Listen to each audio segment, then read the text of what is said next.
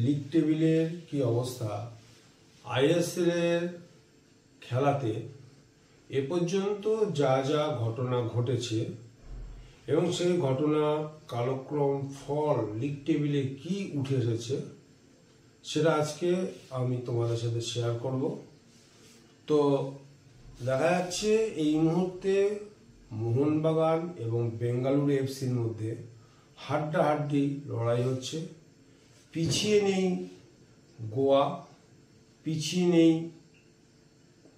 Punjab FC, পিছিয়ে নেই north east, সব মিলে কিন্তু মোহনবাগানের পেছনে বা মোহনবাগানের ঘাড়ের উপর কিন্তু নিঃশ্বাস নিচ্ছে।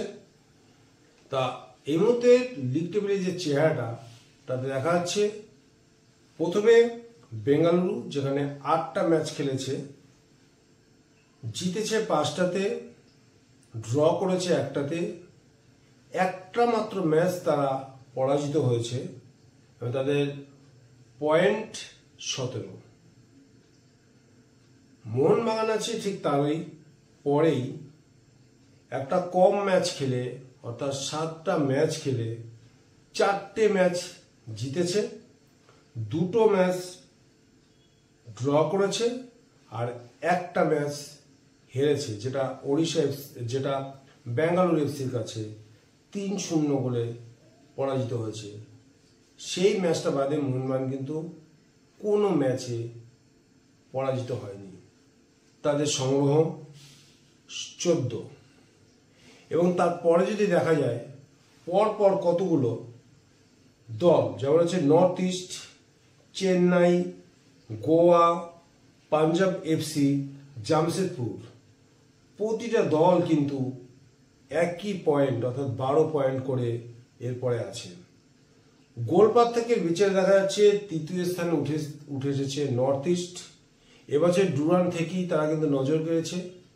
ডুরান্ড কাপ থেকেই কিন্তু তারা মোহনবাগানকে ফাইনালে পরাজিত করে সারা ভারতের কিন্তু চোখে তাক লাগিয়ে দিয়েছে এবং সেই ধারাই কিন্তু তাদের এখনো বজায় আছে।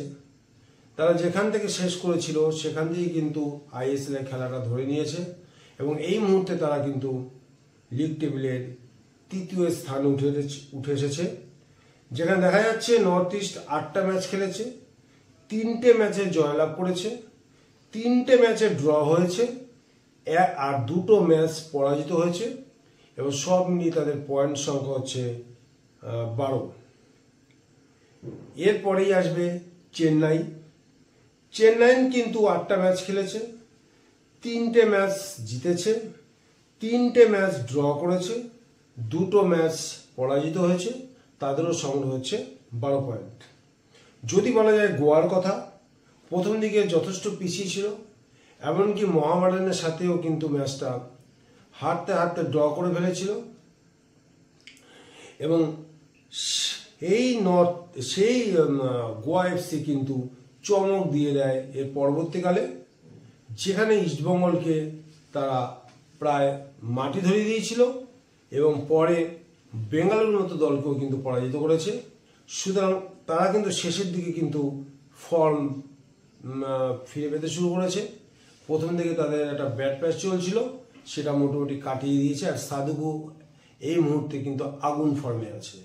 বলতে গেলে নিয়ম করে প্রতিটা ম্যাচেই সে কিন্তু গোল করে চলেছে এবং গোয়া টিমটা কিন্তু আস্তে আস্তে কিন্তু পিক পজিশনে ফিরে আসছে এবং প্রতিটা দল, বেঙ্গালুরু বলো, মোহনবাগান বলো, নর্থ ইস্ট বলো, প্রতিটা দলের কিন্তু একটা মাথার ব্যথার কারণ হয়ে দাঁড়াচ্ছে এই গোয়া এফসি দলটা। নজর থাকবে সবার, আমাদেরও।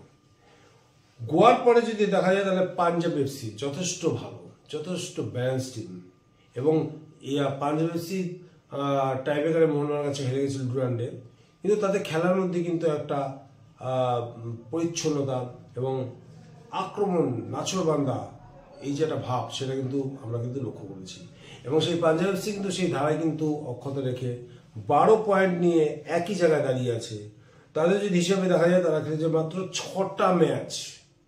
ভাবুন, 6টা ম্যাচ খেলেছে, তার মধ্যে 4টে ম্যাচ কিন্তু জিতেছে যেখানে পাঞ্জাব এফসি 4টে ম্যাচ জিতেছে, সেখানে কিন্তু বেঙ্গালুরু কিন্তু 4টে ম্যাচ জিতেছে।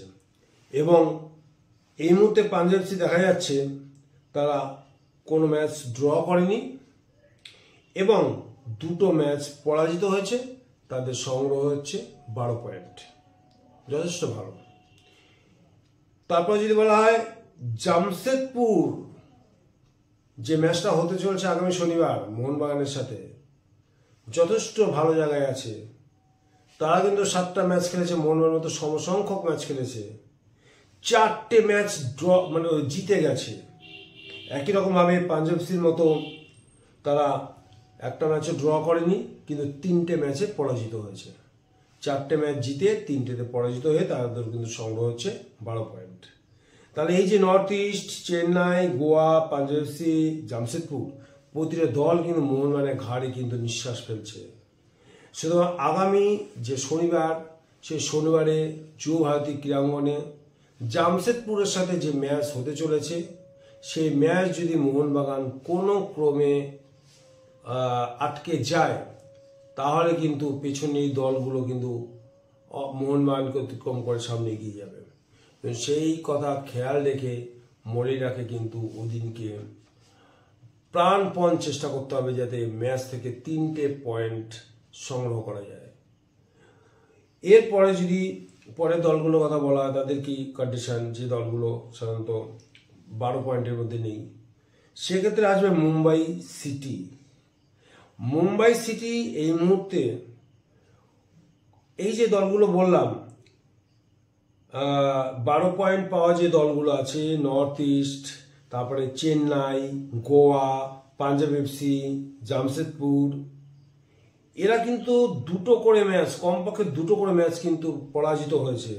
বাট মুম্বাই এফসি কিন্তু মাত্র একটা ম্যাচই পরাজিত হয়েছে।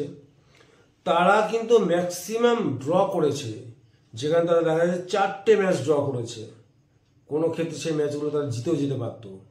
সুতরাং মুম্বাই সিটিকে কিন্তু কোনোভাবেই ছোটোভাবে দেখা যাবে না বা খাটো চোখে দেখা যাবে না। তারা ম্যাচ জিতেছে হচ্ছে 2টো, 4টে ড্র, যথেষ্ট ভালো। 4টে ড্র, আমি তো বলছি আবার 4টে ম্যাচের মধ্যে 4টে যে ড্র করেছে, 4টে মধ্যে জিতেও যেতে পারত। আর একটা ম্যাচ পরাজিত হয়েছে, তাদের সংগ্রহ 10 পয়েন্ট। খেলার অনেক বাকি, লম্বা রেসের খেলা, ম্যারাথন দৌড় অনেক বাকি আছে, ওঠা উত্থান পতন সব কিছুই আছে। আমাদের নজর থাকবে মুম্বাই সিটির উপরে, কারণ টিমটা কিন্তু খারাপ না, যথেষ্ট ব্যালেন্স টিম। কিছুটা হয়তো আপুইয়া চলে যাওয়াতে বা 2-একটা প্লেয়ার তুলে নেওয়াতে বেঙ্গালুরুতে টিমটার উপরে একটু ব্যালেন্সে খানিকটা ডিস্টার্ব এসে গেছে, কিন্তু সেটা আস্তে আস্তে কিন্তু মুম্বাই এফসির কোচ কিন্তু সেটা কাটিয়ে উঠছে। এবং পয়েন্টটা হচ্ছে মোহনবাগান থেকে মাত্র 4 পয়েন্ট কম, আর অন্য অন্য যে দলগুলো 12 পয়েন্ট তাদের থেকে মাত্র 2 পয়েন্ট কম। এবং দেখা যাচ্ছে তারা 4টে ম্যাচ ড্র করেছে, আর 2টো ম্যাচ তারা জিতেছে, মাত্র একটা পরাজিত হয়েছে, মনে রাখবে। মুম্বাই সিটির পর যদি কোনো একটা মানে মানে যেটা আমরা বলি যে চ্যাম্পিয়ন হওয়ার দাবিদার হিসেবে, ওড়িশা এফসি সবসময় কিন্তু ফেভারিট। দুর্ভাগ্যবশত তারা কতগুলো ম্যাচ হেরে যাওয়াতে আর ড্র করাতে তাদের পয়েন্ট গিয়ে দাঁড়িয়েছে,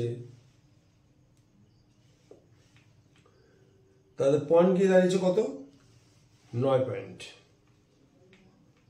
তাদের পয়েন্ট দাঁড়িয়েছে 9 পয়েন্ট, তাদের পয়েন্ট হচ্ছে 9, যেখানে তারা দেখা যাচ্ছে 8টা ম্যাচ খেলেছে, 2টো ম্যাচ জিতেছে, 3টে ম্যাচ ড্র করেছে, 3টে ম্যাচে তারা পরাজিত হয়েছে। এরপরে আসছে আরেকটি প্রতিশ্রুতিমান দল, যে দলও কিন্তু চ্যাম্পিয়নের দাবিদার ছিল, সে হচ্ছে কেরালা ব্লাস্টার্স। খুবই হতাশজনক ফল, 8টা ম্যাচে 8 পয়েন্ট, যেখানে দেখা যাচ্ছে তারা 2টো ম্যাচ জিতেছে, 2টো ম্যাচ হেরে ড্র করেছে, আর হেরে গেছে 4টে ম্যাচে, যার সর্বসাকুল্যে পয়েন্ট হচ্ছে 8। এরপর আছে হায়দ্রাবাদ এফসি, তার যে 7 নাম্বার পেয়েছে, যথেষ্ট আমরা এটাকে সাধুবাদ জানাই, কারণ দলটা প্রায় তৈরি হতো না, আইএসএল খেলতোই না, উইথড্র করে নিয়েছিল আর্থিকভাবে পিছিয়ে পড়ার জন্য। যাই হোক, একদম শেষ লগ্নে তারা স্পন্সর পেয়ে যাওয়াতে টিমটা তৈরি করেছে এবং সেই নরওয়ে টিম নিয়েও কিন্তু তারা ঠিক কেরালার পেছনে 7 পয়েন্ট পেয়ে এই মুহূর্তে 11 নম্বরে আছে হায়দ্রাবাদ এফসি। এরপরে আছে মডার্ন স্পোর্টিং। খুব আশা করে প্রথম 2-3টা ম্যাচ খেলে বাঙালিদের মনে আশা জেগে বেশ উঠে গিয়েছিল। অনেকেরই আশা ছিল তো মোহামেডান বহুদূর এগোবে, কিন্তু শেষের দিকে পরপর কতগুলো ম্যাচ হারাতে তাদের পয়েন্ট সংখ্যা দাঁড়িয়েছে 5। যেটা যাচ্ছে 7টা ম্যাচ খেলেছে, 1টা ম্যাচ মাত্র জিতেছে, 2টো ড্র করেছে, 4টেতে হেরেছে, তার পয়েন্ট সংগ্রহ হচ্ছে 5। এবং সব থেকে নিচে একদম লিগ টেবিলের একদম শেষ যে দলটি, সে আপনারা বুঝতেই পারছেন কোন দল, ইস্টবেঙ্গল। যেখানে দেখা যাচ্ছে অনেক ঘাত প্রতিঘাতের মধ্য দিয়ে এখন দলটা দাঁড়িয়ে গেছে মোটামুটি ব্রুজের হাতে পড়ে। অস্কার ব্রুজও কিন্তু দলটাকে মোটামুটি দাঁড় করিয়ে দিয়েছে। আইএসএলে একটা মাত্র ম্যাচ তারা ড্র করে 1টি পয়েন্ট সংগ্রহ করেছে, যেখানে খুবই হতাশজনক ফলাফল। 7টা ম্যাচ খেলে কোনো জয় নেই, 1টা ড্র, 6টাতে হার। সর্বসাকুল্যের নাম্বার হচ্ছে পয়েন্ট হচ্ছে 1। তো এই হচ্ছে গিয়ে আইএসএল এর কোন দল কোন পজিশনে আছে বা কাদের পয়েন্ট কীরকম, তো তোমাদের সাথে শেয়ার করলাম। তোমরা জানো, ব্যাখ্যা করা হচ্ছে প্রতিটা দল কীরকম কন্ডিশন আছে। তো এদিক দিয়ে বলা হচ্ছে যে সুপার 6-এ কোন কোন দল উঠতে পারে। ঠিক এই মুহূর্তে দাঁড়িয়ে আমরা সেকেন্ড স্পেলে খেলা শুরুর আগে যদি আমাদের অ্যাজাম্পশন যদি তোমাদের সাথে মিলে যায়, তাহলে তোমরা কমেন্টসে জানিও যে তোমরা কোন কোন দলগুলোকে বেস্ট অফ 6-এ রাখছো। আমার যে চয়েস আছে সেখানে প্রথমেই আসছে মোহনবাগান, অবশ্যই। সেকেন্ড আমি রাখতে পারি একদম চোখ কান বুঝে গোয়া এফসি, চাবেই। সুপার 6-এ গোয়া কিন্তু যাচ্ছেই। 3 নম্বর দল হিসেবে আমি রাখছি নর্থ ইস্ট ইউনাইটেড, দুরন্ত ফর্মে আছে। 4 নম্বর দল হিসেবে রাখছি বেঙ্গালুরু। মিলিয়ে নেবেন আমি এখন যে দলটার নাম বলবো, সেই দলটার নাম হচ্ছে মুম্বাই সিটি এফসি। এ কিন্তু সুপার 6-এ থাকছে। Bengaluru, Mohun Bagan, north east, Mumbai FC, Goa, 5টা দল আমার বলা হয়ে গেল। এই 5টা দল কিন্তু সুপার 6-এ থাকবেই। আর একটা দল ঠিক এখন আমি বলতে পারছি না, আরো কয়েকটা খেলার পর হয়তো বলতে পারবো সুপার 6-এ যাওয়ার মতো। সেক্ষেত্রে আমি রাখতে পারি এই 6 নম্বর দল হিসেবে কাকে 1 নম্বরে পাঞ্জাব এফসিকে রাখতে পারি আর ওড়িশা এফসিকে রাখতে পারি। এই দুটো দলের মধ্যে হয়তো কোনো একটা দল সুপার 6-এ হয়তো যেতে পারে। সে সময় বলে দেবে আমার অ্যাজাম্পশনটা অ্যাকচুয়ালি বাস্তবে রূপ পায় কিনা, তখন মিলিয়ে নেবেন।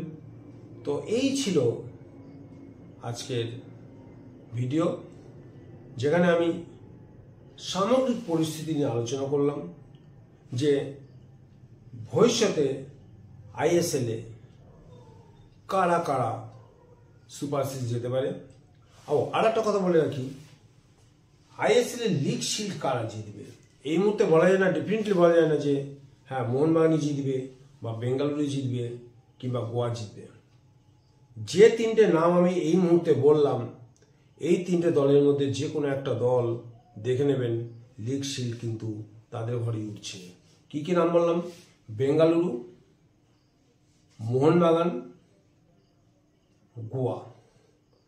গোয়া, মোহনবাগান আর বেঙ্গালুরু।